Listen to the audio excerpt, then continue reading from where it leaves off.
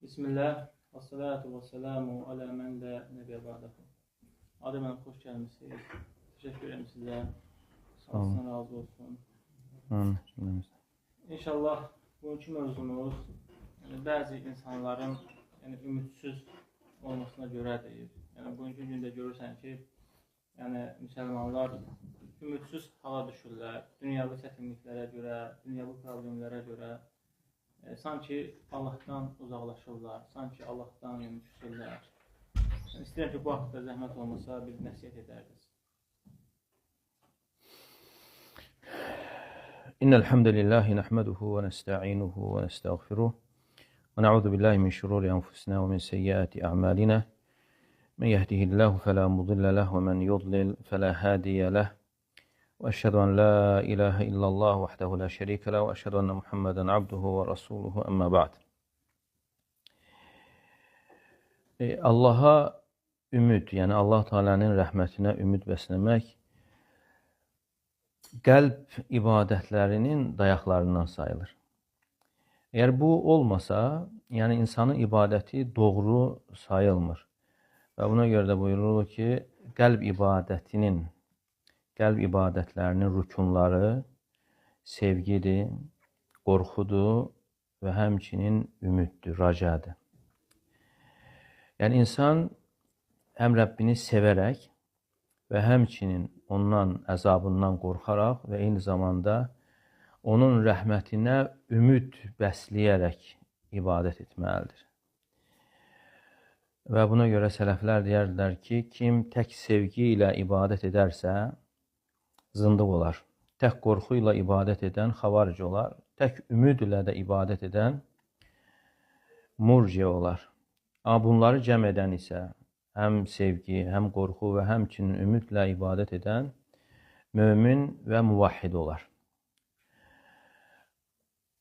Nə qədər çətinliklər olmasına baxmayaraq, mömin Rəbbi barəsində gözəl zəndə olmalıdır. Quranda Allah Teala peyğəmbərlərin öz qövmləri ilə olan qissələrini və digər qissələr zikr edir ki, onlar sadəcə oxunmaq üçün deyildir. Onlar insanın oxuyaraq ibrət alması üçündür. Belə baxanda, Firon və onun əyanları necə də insanlara zülm edirdi. Amma görürsən ki, bir an içərisində hamısı məhv oldu. Allah Teala möminləri onun zülmündən, caynağından xilas elədi. Belə düşünəsi olsa, heç kəs ümid etməzdi ki, belə bir şey ola bilər. Bir an içərisində bu hasil olur. Bütün bunlar hamısı insanda Rəbbinin rəhmətinə ümid yaradır. Heç vaxt insan Allahın rəhmətindən ümid üzməməlidir. Allahın rəhmətindən ümid üzmək insanın etdiyi günahlardan daha böyükdür.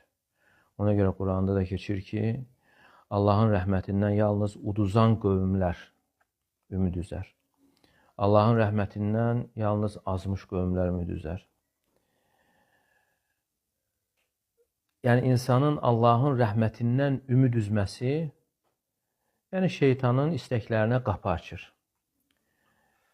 Və şeytan bununla insanı asanlıqla günahlara sövq edir. Və gəlir vəsvəsə edir ki, görürsən nə qədər günah edirsən, artıq Allah Teala bağışlayan deyil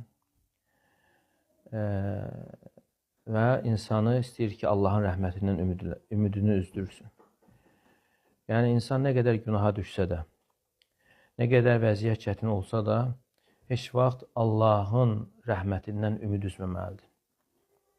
Elə bil ki, bu rükunlar, xüsusən də insanın Allahı sevərək ümid bəsləməsi, bu yolda insanı Allaha tərəf aparır və rəğbətlə, o əməli